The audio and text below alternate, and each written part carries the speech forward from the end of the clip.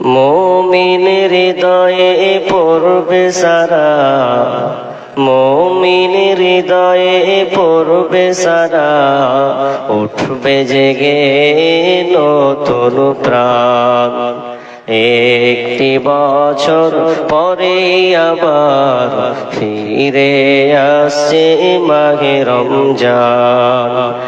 একটি বছর পরে আবার ফিরে আসছে মাহে রমজান। আল্লাহ তাআলার তরে রোজা পালন করো হে গুনাহগার, নিজের হাতে দিবেন তিনি সিয়াম সাধনার পুরস্কার।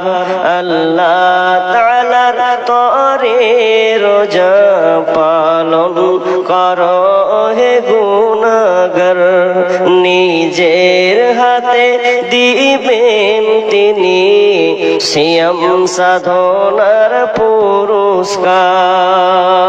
রমজানের রোজা পালন আল্লাহ তাআলার ফরমান, রমজানের রোজা পালন আল্লাহ তাআলার ফরমান। একটি বছর পরে আবার ফিরে আসছে মাহে রমজান। একটি বছর পরে আবার ফিরে আসছে মাহে রমজান। রমজানেরই মাসে প্রভু সত্য পথে গর্ব জীবন, বিপদ আপদ থাকবে না যে ঠিক মতো হয় যদি রোজা পালন। রমজানেরই মাসে প্রভু সত্য পথে গর্ব জীবন, বিপদ আপদ থাকবে না যে হয় ঠিক মতো হয় যদি রোজা পালন। রমজান সে তো ঢাল স্বরূপ, হৃদয়ে ভরিয়ে গাও তারি গান। রমজান সে তো ঢাল স্বরূপ, হৃদয়ে ভরিয়ে গাও তারি গান। একটি বছর পরে আবার ফিরে আসে মাহে রমজান। মুমিন হৃদয়ে পড়বে সারা, মুমিন হৃদয়ে পড়বে সারা, উঠবে জেগে নতুন প্রাণ। একটি বছর পরে আবার ফিরে আসছে মাহে রমজান। একটি বছর পরে আবার ফিরে আসছে মাহে রমজান।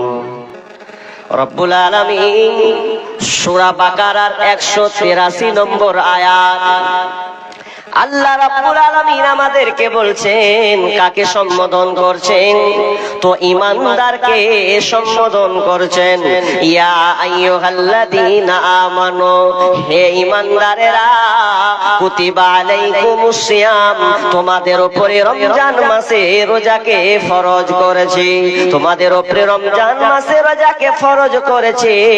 কামা কুতিবা আলাল্লাযীনা মিন ক্বাবলিকুম, এবং তোমাদের পূর্ববর্তী যারা তাদের উপরে রমজান মাসে রোজাকে ফরজ করেছি। তোমাদের উপরে যেমন রমজান মাসের ফরজ করা হয়েছে, শুধু তোমাদের উপরে নয়, যারা তোমাদের পূর্ববর্তী আগেকার পূর্বপুরুষ যারা আগে নবীগণ যারা চলে গেছেন, তাদের উপরে রোজা ফরজ ছিল। তবে তাদের রোজা আর আমাদের রোজা একই রকম ছিল কিনা? হুবাহুব একই রকম মিল ছিল না। তবে আমরা আয়াতে আল্লাহ রাব্বুল আলামিন আমাদেরকে জানিয়ে দিলেন, ওরে ঈমানদারেরা শোনো, তোমাদের উপরে রমজান মাসের রোজাকে ফরজ করেছি। যে তোমরা যদি আঙ্গুল তুলো আর বলো এত কঠিন রোজা কি আমাদের উপরে? জি না, শুধু আমাদের উপরে নয়, পূর্ববর্তী যারা ছিল তাদের উপরেও রোজাটা ফরজ ছিল। ওদের আগেকার রোজা ফের আরো কড়া ছিল। একটা একটা করে বলবো তো আপনি বুঝবেন যে তাহলে আমাদের খুব সহজ, আপনি আশ্চর্য হয়ে যাবেন। আদম আলাইহিস সালামের সময় রোজা, জি আদম আলাইহিস সালামের সময় রোজা, শুধু তাই নয় নূহ আলাইহিস সালামের সময় রোজা। এই হাদিসে একটা হাদিসে আছে জয়ীফ হাদিস, হাদিসটাতে বলছে যে নূহ আলাইহিস সালামের সময় ঈদুল ফিতর আর ঈদুল আজহা এই দুটা বাদ দিয়ে সারা বছরই রোজা হতো, সারা বছর। আমাদের তো একটা মাস ফরজ হয়েছে, ওরা সারা বছর রোজা রাখে। আর মুসা আলাইহিস সালামের সময় রোজা ছিল কি রকম করে? আল্লাহ রাসূল যখন মক্কা থেকে মদিনায় চলে গেলেন, মক্কা থেকে মদিনা যাওয়ার পরে হিজরত করে যখন তিনি মদিনায় গেলেন, তো মদিনা যাওয়ার সময় তিনি ইহুদিদেরকে দেখতে পেলেন। ইহুদিরা ওরা দেখছে, বিষ্ণু বলছেন ইহুদিরাকে দেখতে পেলাম তারা আশুরার দিন রোজা রাখছে। ইবনে আব্বাস রাদিয়াল্লাহু তাআলা হাদিসটি বর্ণনা করছেন। তখন তিনি আল্লাহ রাসূল ওই ইহুদিরকে বললেন, ইহুদিরা রে মাহাদা, এটা কি, এটা তোমরা কি রাখছো, এটা তোমরা কিসের রোজা পালন করছো? ইহুদিরা বলছেন আমরা এই রোজা রাখার কারণ হলো, আমরা যে রোজা রাখছি এই রোজাটা হলো ফিরাউনকে ডুবিয়ে মেরেছিলেন, বনি ইসরাইলের কওমকে ফিরাউনের হাত থেকে নিরাপত্তা দিয়েছিলেন। এই জন্য নবী মুসা আল্লাহর শুকরিয়া আদায় করার জন্য এই রোজাটা তিনি রেখেছিলেন। এই জন্য আমরাও ইহুদি বেজারা, আমরা এই আশুরার দিনে এই রোজাটাকে রাখি। রোজা কিন্তু সব যুগেই ছিল, সব যুগে। এমনকি দাউদ আলাইহিস সালামের সময় রোজা ছিল। রোজাটা আবার এই রোজাটা কিন্তু আল্লাহর কাছে সবচেয়ে প্রিয় রোজা। কিরকম? যে একদিন রোজা রাখতো আর একদিন ছাড়তো, একদিন রাখতো একদিন ছাড়তো, রাখতো ছাড়তো, মানে একদিন পর পর, খুব এরকম রোজা। এবং আমাদের উপরে যে রোজাটা এলো কখন অবতীর্ণ হলো, কখন আদেশ করা হলো, সেটা হচ্ছে শাবান মাসের দ্বিতীয় হিজরিতে। শাবান মাসে রোজাটা ফরজ ছিল, দিয়ে আবার পিছিয়ে নিয়ে চলে এলো কোথায়? রমজান মাসে, যেটা আমরা রাখবো সামনে রমজান মাসে। রমজান মাসকে নিয়ে আসা হলো।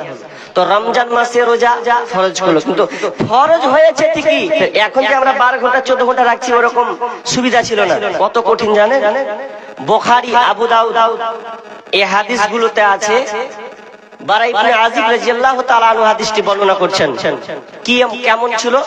নবীর প্রথম যখন ফরজ হয়েছিল তখন বলছে ইফতার করার পরে যা এশার পর্যন্ত খেয়ে নাও, আর এশার পরে খেতে পাবে না।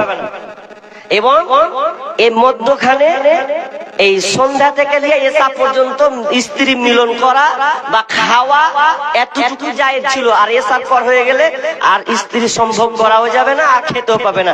আর ফের অনেকে যদি সন্ধ্যার পরে ঘুমিয়ে যায়, আর খাওয়াও বন্ধ, আর স্ত্রীর সঙ্গে ঘুমাও বন্ধ।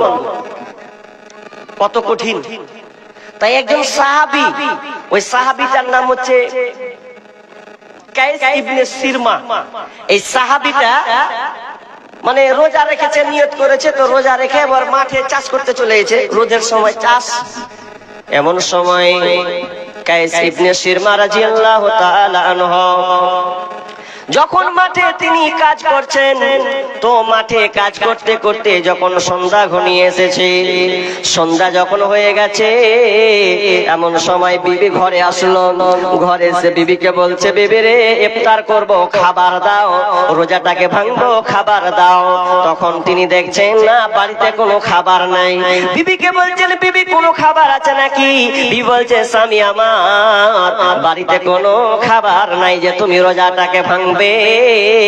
তো এক কাজ করছে, তুমি একটু আরাম নাও, বসো, আমি বাড়ির পাশের বাড়ি গিয়ে কিছু খাবার জোগাড় হয় কিনা, কিছু খেজুর জড়ো হয় কিনা, ওই খাবারটা নিয়ে এসে তুমি খাবে। স্বামী বলছে, ঠিক আছে, যা দেখ পাশের বাড়ি কাউরে খাবার পাস কিনা। তখন তিনি আরাম বসতে লাগলেন। ক্লান্ত মানুষ যখন ক্লান্ত হয়ে গেলেন, তো হুট করে তার ঘুম চলে এসেছে। আর যেমনি ঘুম আসা, সম্পূর্ণ ঘুমিয়ে পড়েছেন, টোটালে যেন জ্ঞান হারিয়ে ফেলেছেন, ঘুমিয়ে গেছেন। কিছুক্ষণ পর তার স্ত্রী যখন বাড়ি ঢুকে দেখছে, আহারে আফসোস আফসোস রে আমার স্বামী রে, তুমি ঘুমিয়ে গেলে, তুমি নিন চলে গেলে, তাহলে তো আর তুমি কোনো খাবার খেতে পাবে না, আর তোমার খাবার খাওয়া যাবে না, তোমার কোনো আর সম্পর্ক থাকবে না, তুমি সম্পূর্ণ ঘুমিয়ে গেছো, এই জন্য তুমি আর রোজা ভাঙতে পাবে না, এইরকম করে তোমাকে কাটাতে হবে। যখন এইরকম হয়ে যাওয়া সম্পূর্ণ, যখন সকাল হয়ে গেল কোনো খাবার নাই, তিনি খাবার আর খেতে পাচ্ছেন, কে ফেলেন না। দুপুর বেলায় কাইস ইবনে সিরমা রাদিয়াল্লাহু তাআলা আনহু যখন তিনি দুপুরে চলে গেলেন, তো দুপুরে ক্লান্ত শরীর যেন আর থাকতে পারছেন না, ছটফট করছেন। এমন সময় তিনি জ্ঞানকে হারিয়ে ফেললেন, অজ্ঞান হয়ে গেলেন। এমন সময় সাহাবীরা যেন দৌড়ে ছুটে আসলো, দৌড়ে এসে সাহাবীরা তার মুখে পানি ঢেলে দিল, রোজাকে ভাঙিয়ে দিল।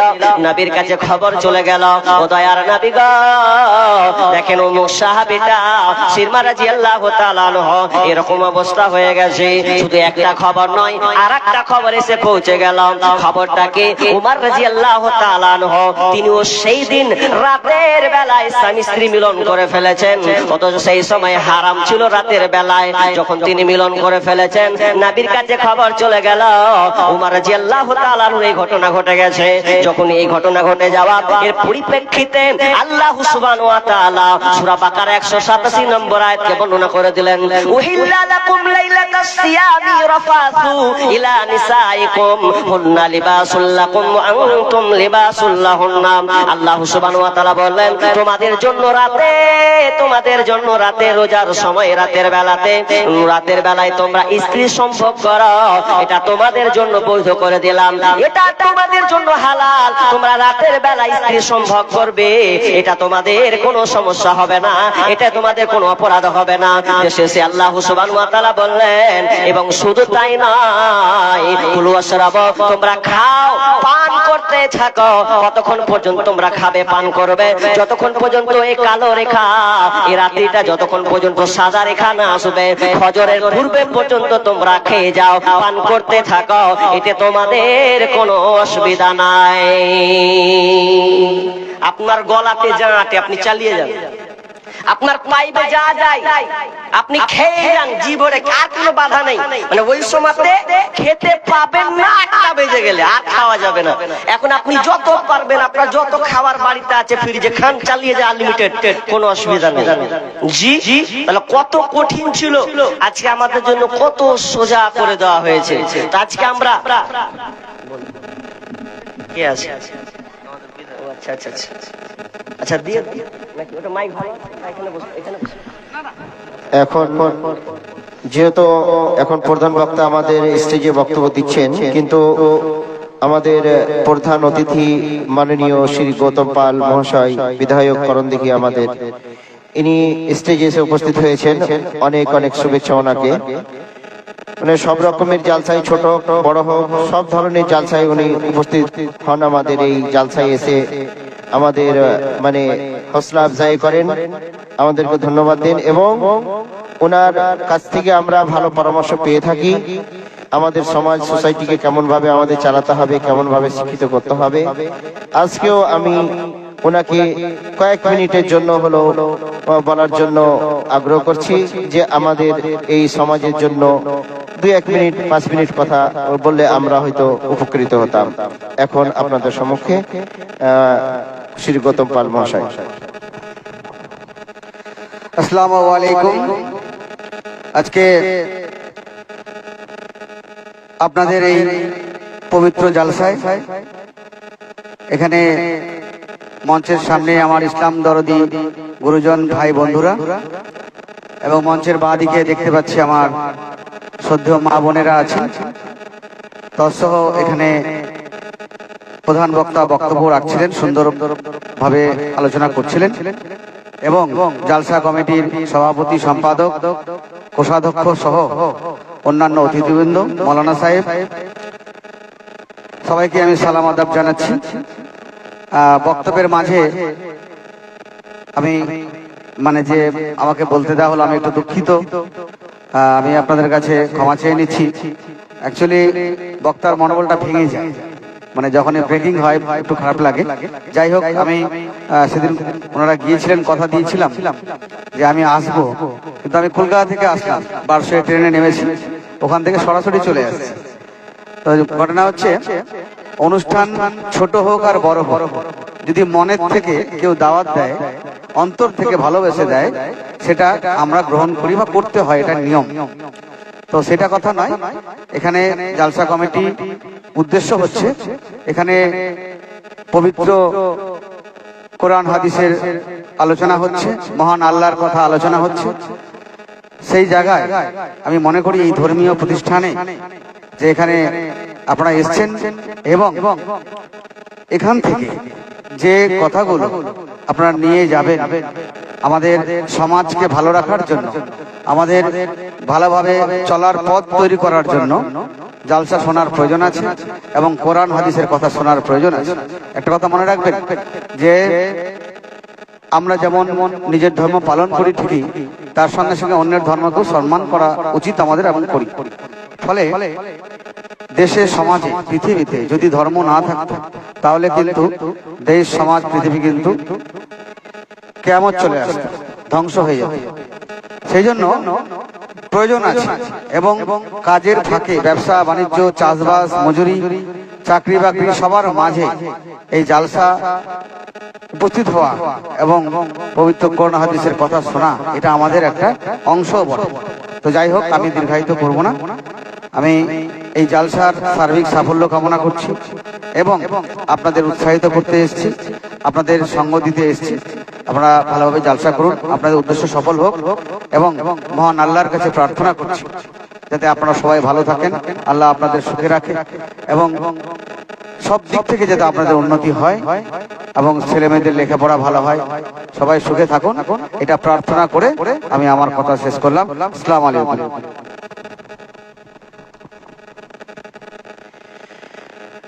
ওই প্রধান অতিথি শ্রী গৌতম পাল মহাশয়ের পক্ষ থেকে এই জালসার উন্নতি কল্পে 10,000 টাকা দেওয়ানো হয়েছে। অসংখ্য ধন্যবাদ সুপরামর্শ দেওয়ার জন্য শ্রী গৌতম পাল মহাশয়কে। এখন আমরা সময়কে নষ্ট না করে প্রধান বক্তাকে বলবো, আপনার বক্তব্য আপনি রাখুন।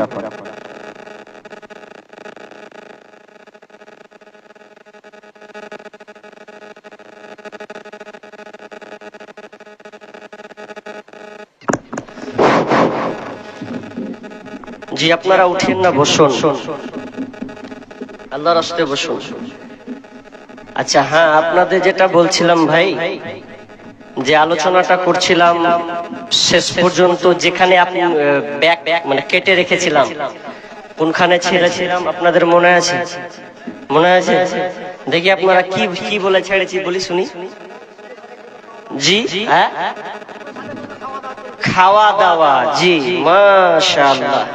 যাক, খাওয়া দাওয়াটা ওটাই তো গুরুত্বপূর্ণ কথা না? জি, খাওয়া দাওয়াটা তো আপনারা শুনছিলেন। তো আপনারা বসুন ধৈর্য সহকারে। এরপরও কিছু কয়েকটা লোক কেটে গেছে, দেখলাম কিছু লোক কেটে গেছে। আল্লাহর রাস্তায় মা বোন, আপনারা কথা বলিয়েন না, আপনাদের জন্য গভীর তথ্য কথা আছে, ধৈর্য রাখুন। হাজি, আমরা যদি ভাত খাই কিংবা রুটি খাই, যদি আমরা ভাত ধরি আর গিলেলি, এ ভাতের মজা আপনি পাবেন?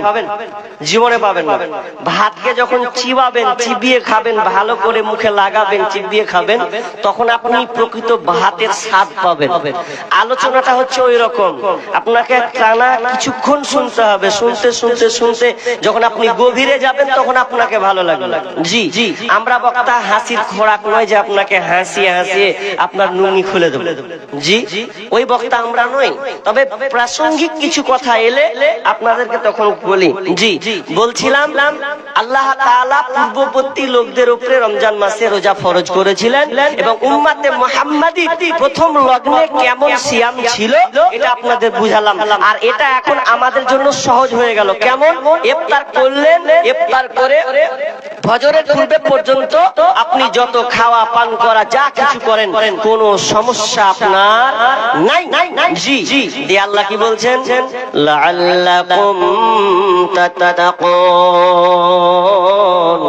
আল্লাহ বলছেন আমি মুত্তাকি বানাবো রে, এই জন্য আমি এ রোজার নামের পেটেন রোজা তোমাকে দিলাম। ওরে ইমানদারেরা, তোমরা মুত্তাকি বানবে, আল্লাহ ভীরু বানবে। আল্লাহ ভীরু কাকে বলা হয়? মুত্তাকি তাকওয়াবান কাকে বলা হয়? উমর রাদিয়াল্লাহু তাআলা আনহু উবাই ইবনে কাব রাদিয়াল্লাহু তাআলা আনহুকে বলছেন, উমর রাদিয়াল্লাহু তাআলা আনহু উবাইকে বলছেন, উবাই তুমি বলতে পারবে আল্লাহ ভয় ভীতি কি?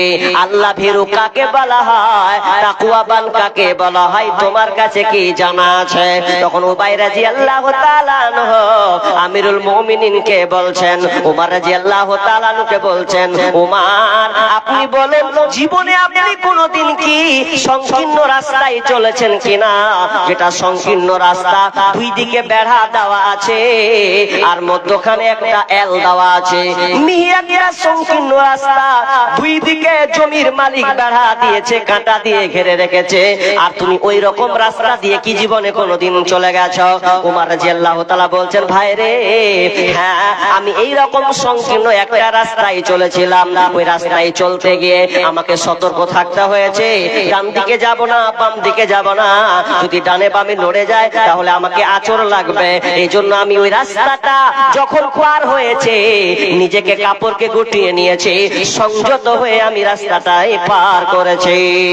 সাহাবী বলছেন, উমর তাহলে তাকওয়া হচ্ছে ওই রকমই, যখন তুমি দুনিয়ায় চলবে, চলতে গিয়ে সামনে তুমি যখন চলবে, ডান দিকে বাম দিকে হারাম পন্থা থাকবে, ডান দিকে মদ থাকবে, বাম দিকে লুডো থাকবে, তাস থাকবে, সুদ থাকবে, ঘুষ থাকবে, বিভিন্ন রকম তোমার সামনে আসবে ডানে বামে, কিন্তু তুমি এগুলোকে এড়িয়ে দিয়ে সামনে চলবে।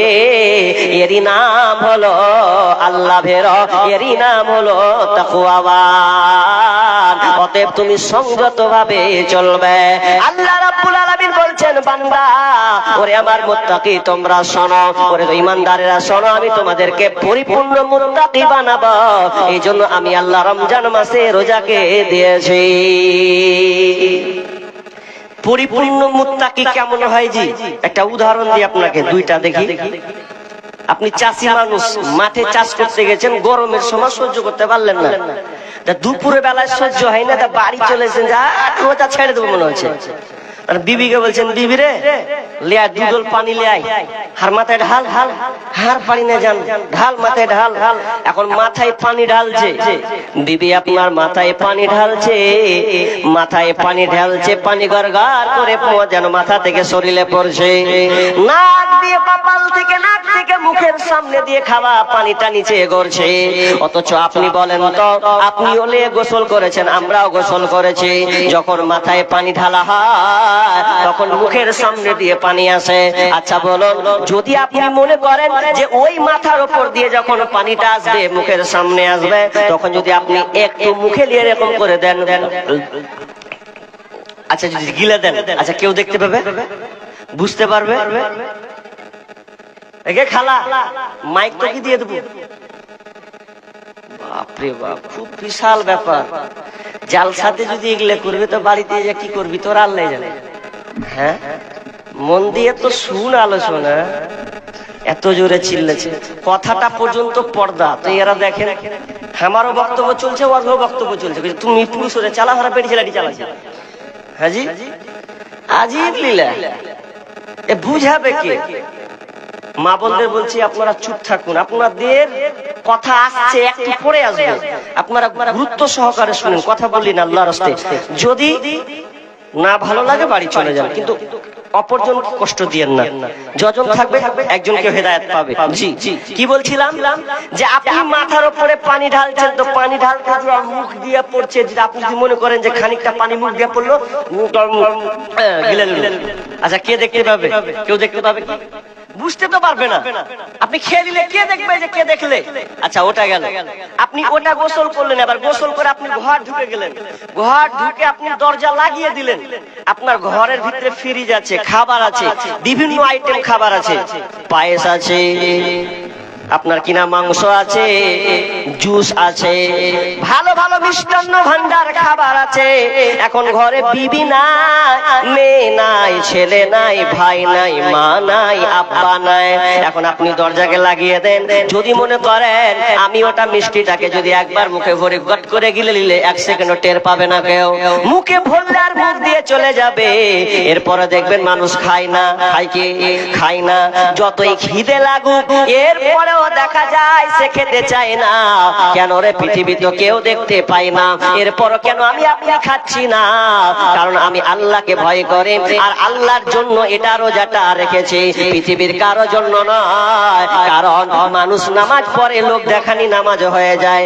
বিহাই এসে বিয়াহের সঙ্গে নামাজ পড়িলে মানে কত আল্লাহ ওয়ালা, অথচ নামাজ পড়ে না, খালি দেখিয়ে দিলে আমি নামাজ পড়ি।